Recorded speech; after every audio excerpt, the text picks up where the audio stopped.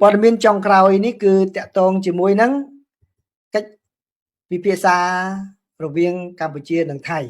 បើយោងតាមសេចក្តីប្រកាសព័ត៌មានរបស់អ្នកនាំពាក្យក្រសួងការពារជាតិកម្ពុជាគឺអ្នកស្រីឧត្តមសេនីយ៍ឯកម៉ាលីសុជាតាបានឲ្យដឹងថាក្រុមលេខាធិការដ្ឋាននៃគណៈកម្មាធិការព្រំដែនទូតកម្ពុជាថៃដែលហៅថា GBC បានចាប់ផ្ដើមប្រជុំកាលពីម៉ោង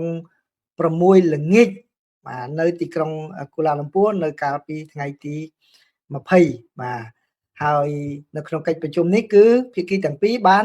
ធ្វើការពិភាក្សានៅខ្លឹមសារនិងធ្វើការផ្លាស់ប្ដូរឯកសារគ្នាទៅវិញទៅមកដើម្បីត្រៀមរៀបចំកិច្ចប្រជុំពិសេសលើកទី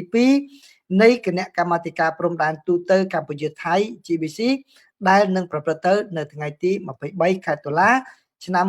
2025ខាងមុខនេះដើម្បីជំរុញបន្ថែមការអនុវត្តបទជបាញ់ឲ្យបានពេញលេញនិងប្រកបដោយប្រសិទ្ធភាពព្រមទាំងស្វែងរកកិច្ចសហប្រតិបត្តិការជាក់ស្ដែងសំដៅលើកកម្ពស់សន្តិភាពនិងស្ថិរភាពរវាងប្រទេសទាំងពីរ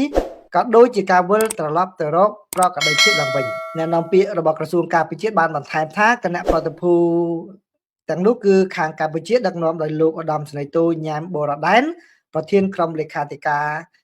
កម្ពុជានិងគណៈប្រតិភូក្រុមលេខាធិការរបស់ថៃដឹកនាំដោយលោកឧត្តមសេនីយ៍ឯកណាត់ថាផុងប្រៅកែវដែលជាប្រធានក្រុមលេខាធិការរបស់ថៃផងដែរក្រសួងបានបញ្ជាក់បន្ថែមថាក្រុមកិច្ចប្រជុំក្រុមលេខាធិការដ្ឋាននៃគណៈកម្មាធិការព្រំដែនទូតកម្ពុជាថៃនឹងប្រព្រឹត្តទៅចាប់ពីថ្ងៃទី20ដល់22ខែតុលាឆ្នាំ2025ក្រោមការសង្កេតការពីប្រធានក្រុមអ្នកសង្កេតការអន្តរកាលរបស់កម្ពុជានិងថៃមានតំណាងអនុព័ន្ធយោធាអាមេរិកប្រចាំនៅប្រទេសកម្ពុជាប្រទេសថៃនិងម៉ាឡេស៊ីរួមទាំងតំណាងម៉ាឡេស៊ីភាគីម៉ាឡេស៊ីក៏ចូលរួមផងដែរនេះបើយោងតាម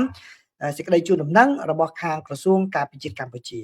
ដោយឡែកនៅក្នុងសារព័ត៌មានរបស់ថៃវិញគឺកាសែត Khawsod ក៏បានរាយការណ៍ពាក់ព័ន្ធនឹងរឿងនេះដែរដែលខ្ញុំសូមបន្ថែមទៅនឹងអ្វីដែលខ្ញុំបានលើកឡើងនេះ Khawsod បានរាយការណ៍ថាប្រទេសថៃបានស្នើនៅរបៀបវារៈចំនួន4សម្រាប់កិច្ចប្រជុំពិសេសគឺ GBC លើកទី2នេះទី1គឺការដកអាវុធធុនធ្ងន់ការបោះសម្អាតមីន3ការបង្ក្រាបការបោកប្រាស់តាមអ៊ីនធឺណិតនិង4ការគ្រប់គ្រងតំបន់ព្រំដែនហើយប្រទេសកម្ពុជាក៏បានទទួលយកក្របខ័ណ្ឌនេះមកពិចារណាផងដែរហើយកាសែត Khawsod បានរាយការណ៍ឲ្យដឹងថានៅថ្ងៃទី21ខែតុលានេះគឺម៉ោង8ព្រឹកម៉ោងនៅក្នុងប្រទេសកម្ពុជាក៏ដូចជាម៉ោងនៅក្នុងប្រទេសថៃនោះគឺការពិភាក្សានឹងបែងចែកជា2ក្រុមគឺទី1គ្របដណ្ដប់ទៅលើការដកអាវុធនិងការបោះសម្អាតមីនហើយនឹងទី2និយាយអំពីការបង្ក្រាបការបោកប្រាស់តាមអ៊ីនធឺណិតបាទនេះគឺជាសេចក្តីរាយការណ៍របស់សារព័ត៌មាន Khawsod បន្ថែមទៅនឹងសេចក្តីប្រកាសព័ត៌មានរបស់ក្រសួងការពារជាតិរបស់កម្ពុជានៅក្នុងន័យនេះដែរគឺកាសែត The Nation របស់ថៃវិញបានរាយការណ៍អំពីការបដិសេធរបស់យោធាថៃថាពួកគេមិនបានប្រើអាវុធគីមីទៅលើកម្ពុជានោះទេហើយបានបញ្ជាក់ថាក្នុងពេលកន្លងមកគឺមានការផ្សាយព័ត៌មានមិនពិតធ្វើឲ្យមានការច្រឡំពីសាធារណជនបាទហើយការដែលថៃធ្វើប្រតិកម្មបែបនេះបើយោងតាមកាសែត The Nation គឺកើតឡើងបន្ទាប់ពីលោកឧត្តមសេនីយ៍ប៉ោណារ៉ាដែលជាអគ្គលេខាធិការអាជ្ញាធរជាតិហាមឃាត់អាវុធគីមីនិងនុយក្លេអ៊ែរជីវសាស្ត្រនិងវត្ថុសកម្មបានស្នើសុំជំនួយថវិកានិងជំនួយអន្តរជាតិដើម្បីកំទេចសារធាតុគីមីគ្រោះថ្នាក់ជាង70នៅតាមតំបន់ព្រំដែនកម្ពុជាបានចោទប្រកាន់ថាបាទនេះកាសែត The Nation ក៏ប្រាប់ពីចោទប្រកាន់ណាបាទបើសិនជាយើងកាសែតខ្មែរយើងភាគីខ្មែរបានថាកម្ពុជាបានលើកឡើងថាសារធាតុគីមីទាំងនេះជាសំណល់ពីប្រតិបត្តិការយោធាដែលមានការចូលរួមដែលប្រព្រឹត្តឡើងដោយកងកម្លាំងថៃរួមទាំងក្របបែក Post War ក្នុងអំឡុងពេលដែលមានការប៉ះទង្គិចគ្នាកាលពីប្រមាណខែមុនបាទ លោកបាត់ឃ្លាំងថ្លែងនៅសាកលវិទ្យាល័យបច្ចេកវិទ្យារាជមង្គលបាងកកគាត់បានលើកឡើងថាបើសិនជាក្នុងករណីដែលពលរដ្ឋកម្ពុជាខ្ញុំស្គាល់គ្នាយើងនេះក៏ដោយសារតែតាមរយៈបណ្ដាញសង្គមនិងកេរ្តិ៍ឈ្មោះបាទគ្នាយើងបានរក្សាក៏ដូចជាបានបង្កើតឡើងនៅពេលកន្លងមកដែរបើសិនជាត្រូវការទូរស័ព្ទត្រូវការកុំព្យូទ័រមាននិយាយទៅបរិក្ខារអេឡិចត្រូនិកច្រើនអាចមកគ្នាយើងបាន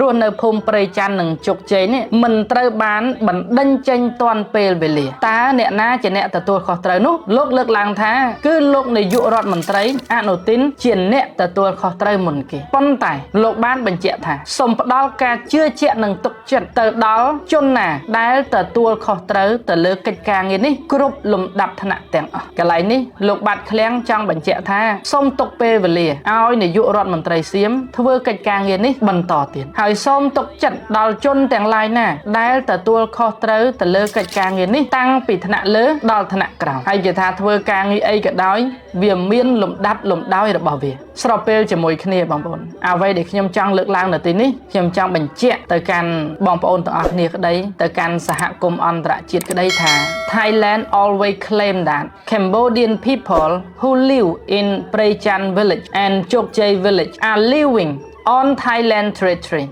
That is a false claim. That is a false accusation. The real thing is those land Cambodian people always live there almost half century, like 45 years something. So some Thai is not even born yet during that time. And right now, you come up with the idea that those land are Thai territory. So ladies and gentlemen, I'm not asking you to take side here, but I would like to ask you to fact check on the documentation, to fact check on the map that Cambodia have started in United Nations. And I would like international community, Asian President, Mr. President Donald Trump, and also the President of French, please take a look. Where is the Cambodia and Thailand border? So please just verify which land is Thailand and which land is Cambodia land, so that there will no longer any other false accusation anymore. And we all gonna live in peace. We all gonna live in harmony. And we know why Thailand started this. Thailand have their own internal conflict related to politics. They've been stuck there for many decades. And right now, it is the time that they have to bring their internal political conflict to the border so that they can solve temporary to their political conflict. But temporary doesn't mean it's so. It's just temporary. Sooner or later, the problem in your country, especially your political conflict, still happening again. It is just like a cancer. If you not cure it, you will not able to heal it. Thank you.